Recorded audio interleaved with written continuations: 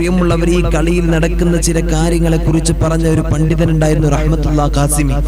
ആ ഒരു പണ്ഡിതനായ ആ ഉസ്താദിനെ പോലും എൻ്റെ പ്രിയമുള്ളവർ ഇന്ന് ട്രോളി കൊണ്ട് പല വീഡിയോകൾ ഇറക്കിയിരിക്കുകയാണ്. എന്നൊരുത്തണ്ട് ഒരു വല്ലാത്ത ജാതി എന്ന് പറയുന്ന ഒരു ചങ്ങാതി, അവന്റെ വീഡിയോസിന്റെ അവസാനത്തിൽ അവനെ രസകരമായിട്ട് കോമാളിത്തരം കാട്ടിട്ട് അങ്ങനെ ഒരു വർത്താനം പറയും. എന്നിട്ട് ഉസ്താദ് ഒരു കാര്യം പറഞ്ഞപ്പോ ആ പണ്ഡിതനെ പോലും എൻ്റെ പ്രിയമുള്ളവരെ മതം പറയുമ്പോൾ അതിന്റെ അടിയിൽ വന്നിട്ട് കോമാളിത്തരം കാണിച്ചിട്ട് എൻ്റെ പ്രിയമുള്ളവരെ വീഡിയോ ചെയ്ത് അതിലൂടെ റീച്ച് ലഭിക്കാൻ വേണ്ടിയിട്ട് നിൽക്കുന്ന ഒരുത്തൻ. പല ആളുകളും അതിന്റെ കമന്റിൽ ചോദിക്കുന്നുണ്ട്, മോനെ നിന്റെ ഫോളോവേഴ്സ് ആയിരുന്നു ഞങ്ങളൊക്കെ, പക്ഷേ ഈ ഒരൊറ്റ കാരണത്താൽ നിന്നെ ഞങ്ങൾ വെറുക്കുകയാണ്, നിന്നെ ഞങ്ങൾ എതിർക്കുകയാണ്, അൺഫോളോ അടിച്ചു പോകാണ് എന്ന് പറയുമ്പോ അവൻ പറയാന്ന ഒരു വാക്കുണ്ട്, പല കാര്യം നീ ഇത് ചെയ്യണോ, ഉസ്താദ് മതം പറയട്ടെ എന്നൊക്കെ പറയുമ്പോ പറയാണ്, ഉസ്താദ് എന്നെ റെസ്പെക്ട് ചെയ്യാനാവും, ഉസ്താദ് എന്റെ തന്തയൊന്നല്ലോ എന്ന്. പച്ചക്കന്റെ പ്രിയമുള്ളവരെ കമന്റ് എഴുതിയിട്ട് അവന് ചോദിച്ച ഒരുപാട് ചോദ്യങ്ങൾ അവന്റെ കാര്യത്തിൽ കാണാൻ കഴിഞ്ഞു. എന്റെ പ്രിയമുള്ളവരെ, എങ്ങനെയായാലും പണ്ഡിതന്മാർ മതം പറയും. ബഹുമാനപ്പെട്ട റഹ്മത്തുള്ള ഖാസിം ഉസ്താദിന്റെ പ്രഭാഷണങ്ങളൊക്കെ എടുത്തു നോക്ക്. ആ ഒരു മനുഷ്യന്റെ, ആ പണ്ഡിതന്റെ ഒരു രോമത്തിന് പോലും നീയൊക്കെ വീഡിയോ ചെയ്യുമ്പോൾ നിനക്കൊന്നുമില്ല എന്ന് നീ മനസ്സിലാക്കണം.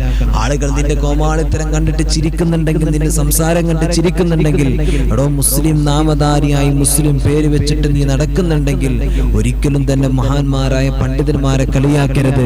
ദീനിന്റെ കാര്യങ്ങളെയാണ് നീ കളിയാക്കുന്നത്. ആദ്യമായിട്ട് ദീൻ പറഞ്ഞത് അള്ളാഹുവിന്റെ പ്രവാചകനായ ആദം നബി അലൈഹിസ്സലാത്തു വസ്സലാമാണ്. പിന്നീട് ദീൻ പറയുന്നത് ഓരോ അള്ളാഹുവിന്റെ പ്രവാചകന്മാരാണ്. ആ പ്രവാചക ശൃംഖല അഷ്റഫുൽ ഖൽഖ് റസൂലുള്ളാഹി സ്വല്ലല്ലാഹു അലൈഹി വസല്ലം തങ്ങൾ വരെ എത്തി. അത് അവസാനത്തെ പ്രവാചകനാണ്. പിന്നെ ദീനിന്റെ കാര്യങ്ങൾ മനസ്സിലാക്കി തരുന്നതും പറയുന്നതും അത് അള്ളാഹുവിന്റെ പണ്ഡിതന്മാരാണ്. പണ്ഡിതന്മാരെ കുറിച്ച് അള്ളാഹുവിന്റെ ഹബീബ് സ്വല്ലല്ലാഹു അലൈഹി വസല്ലം തങ്ങൾ പറഞ്ഞത് വറസത്തുൽ അംബിയാ, അവരെ അംബിയാക്കളുടെ അനന്തരം എടുത്തവരെന്നാണ്. പണമോ സ്വത്തോ അല്ല അവർ അനന്തരം എടുത്തിട്ടുള്ളത്, അത് അള്ളാഹുവിന്റെ ദീനാണ്, അള്ളാഹുവിന്റെ ഇൽമാണ്. ആ പണ്ഡിതന്മാർ അംബിയാക്കളുടെ ദൗത്യം ഏറ്റെടുത്ത ആളുകളാണ്.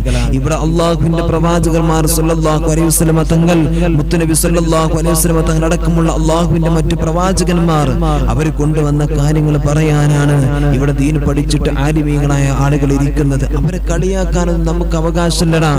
അവരെന്തിനാ നീ കളിയാക്കുന്നത്? അവരെ കളിയാക്കിയത് കൊണ്ട് നിനക്ക് റീച്ച് കിട്ടുമെന്ന് നിനക്ക് നിന്നെ സപ്പോർട്ട് ചെയ്യാൻ നിന്നെ പോലത്തെ സ്വയുള്ള ആളുകളുണ്ടാകും, മതവർഗീയത പുലർത്തുന്ന ആളുകളുണ്ടാകും, ആലിമീങ്ങളോട് കുറ്റം വെക്കുന്ന ആളുകളുണ്ടാകും. നമ്മളൊക്കെ ഒന്ന് മനസ്സിലാക്കണം, ഇന്ന് നമ്മളങ്ങ് മരണപ്പെട്ടാൽ നമ്മുടെ വീട്ടിനകത്ത് എന്റെ പ്രിയമുള്ളവരെ കയറി വന്നിട്ട് യാസീനൊന്ന വെള്ള തലപ്പാവും തലീകെട്ടും ധരിച്ചൊരു ആലിമാണ് നമ്മളെ എടുത്തിട്ട് പള്ളിക്കാട്ടിലേക്ക് കൊണ്ടുപോയാൽ അവിടെ വെക്കാൻ വേണ്ടി ദുആ ചെയ്യുന്നത് ഈ പണ്ഡിതനാണ് എന്ന് മനസ്സിലാക്കുന്നേ. നിന്റെ ഖബറിന്റെ ചാരത്ത് വന്നിട്ട് നിന്റെ വാപ്പയും ഉമ്മയും ചിലപ്പോൾ പൈസ കൊടുത്തിട്ട് നിന്റെ മക്കള് പൈസ കൊടുത്തിട്ട് ദുആ ചെയ്യിപ്പിക്കുന്നത് ഈ പണ്ഡിതന്മാരോടാണ്. ആ പണ്ഡിതന്മാരുടെ പ്രാർത്ഥനയ്ക്ക് ഇജാബത്തുണ്ടോ? ആ പണ്ഡിതന്മാരുടെ പ്രാർത്ഥനയ്ക്ക് ഇജാബത്തുണ്ട്. ലോകത്തിലൂടെ നീ ഒന്ന് സഞ്ചരിച്ചു നോക്ക്. എത്ര ആലിമീങ്ങളായ ആളുകൾ ദുആ ചെയ്തിട്ടാണ് പല ആളുകളുടെ രോഗങ്ങൾ മാറിയിട്ടുള്ളത്, പല ആളുകളുടെ കടങ്ങൾ വീടിയിട്ടുള്ളത്, പല ആളുകളുടെ ദുനിയാവും ആഖിറവും രക്ഷപ്പെട്ടിട്ടുള്ളത് എന്ന് നീ ഒന്ന് ചിന്തിച്ചു നോക്ക്. അതുകൊണ്ട് ആലിമീങ്ങളെ കളിയാക്കണ്ട. അത് അള്ളാഹുവിന്റെ ദീനുമായി ബന്ധപ്പെട്ട് പറയുമ്പോൾ, അത് ഫുട്ബോൾ കളിയുടെ കാര്യങ്ങളിൽ ദീനുമായിട്ട് ബന്ധപ്പെട്ട് പറയേണ്ടി വരും.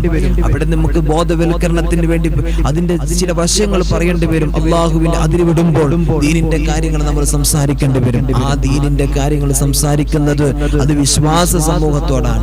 അതുകൊണ്ട് വിശ്വാസം നിനക്കില്ല എങ്കിൽ നീ അതിനെ കുറിച്ച് പറയണ്ട, നീ കളിയാക്കണ്ട, നീ ഒന്നും പറയണ്ട, നീ മിണ്ടാതിരുന്നാള. അത് അല്ലാഹു സുബ്ഹാനഹു വ തആല ഏൽപ്പിച്ച കാര്യങ്ങൾ അതും പണ്ഡിതന്മാർ ചെയ്യും. അല്ലാഹു തആല ആ ചെറുപ്പക്കാരന് അല്ലാഹു ബോധം കൊടുക്കട്ടെ. ആലിമീങ്ങളുടെ അടുത്ത് ട്രോളിട്ട് എന്ത് കിട്ടാനാ? നമുക്ക് റീച്ച് കിട്ടും, സോഷ്യൽ മീഡിയയിൽ വലിയ ആളായിട്ട് മാറാൻ കഴിയും. ഇപ്പൊ ആലിമീങ്ങളെ ട്രോളുന്ന കുറെ ആളുകളുണ്ട്, കുറെ നിരീശ്വരവാദികളുണ്ടല്ലോ. അവരൊക്കെ എന്താണ് ഈ സമൂഹത്തിന്റെ നല്ല നല്ല ദൗത്യങ്ങൾ കൊടുക്കുന്നത്? നോക്കു മോനെ, ഞാനൊന്ന് പറയട്ടെ നിന്നോട്, നീ ആരാണ് എന്താണെന്ന് എനിക്കറിയില്ല, പക്ഷെ ഞാനത് കണ്ടപ്പോ വല്ലാത്ത സങ്കടം തോന്നി. നിന്നെ കുറിച്ച് നീയൊക്കെ ഒരുപാട് കാര്യങ്ങൾ ഈ സമൂഹത്തിൽ നിനക്ക് ചിലപ്പോ ട്രോഫികളും നിനക്ക് അവാർഡുകളും ആളുകൾക്ക് മുമ്പിൽ വലിയ പേരും മാനൊക്കെ നിനക്ക് ലഭിച്ചിട്ടുണ്ടാവാം. പക്ഷേ നിന്റെ ഒരൊറ്റ വീഡിയോ കൊണ്ട് ആർക്കെങ്കിലും ഒരു നേട്ടം കിട്ടിയെന്ന് പറയാൻ നിനക്ക് കഴിയുമോ?